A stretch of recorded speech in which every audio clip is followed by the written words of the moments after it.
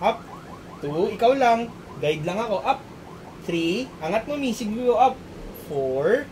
Up. 5. Very good. 6. 7. Good. 8. 9. 10. Oh, relax. 10 pa. 10 pa? Mi. Very vital yan. Tignan mo, pag ginagala, mawawala ang maga. Mababawasan ang maga mo. Diba? Sabi na, tanggalan ko raw yun. Sabi ko, mamaya nag-exercise pa. Baka masaktan kasi. At least ayan, mahanginan siya. Matuyo. Ready ka na, Mi? 10. Sige, tara. 10 pa? 10. Kaya mo yan. 1. Lakas-lakas mo eh. 2. Taas pa. 3.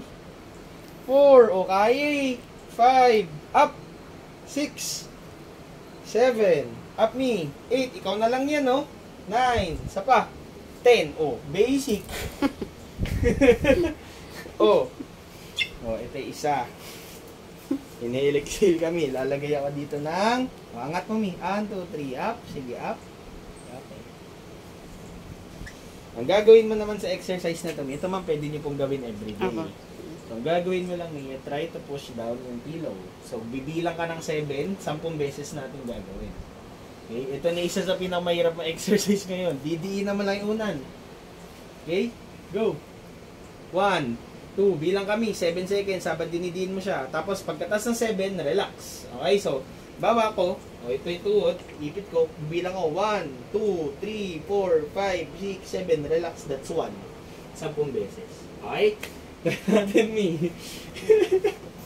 Go! Go! Ipit, 1, 2, 3, 4, 5, 6, 7, 1. Relax.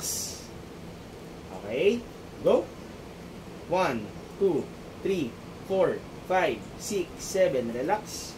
2. Yan o, nagko-contract si quads mo, diba? Iwasan natin para hindi siya umina. Go, sige.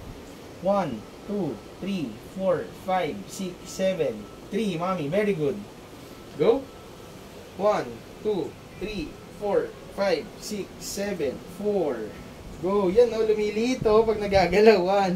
1, 2, 3, 4, 5, 6, 7, 5.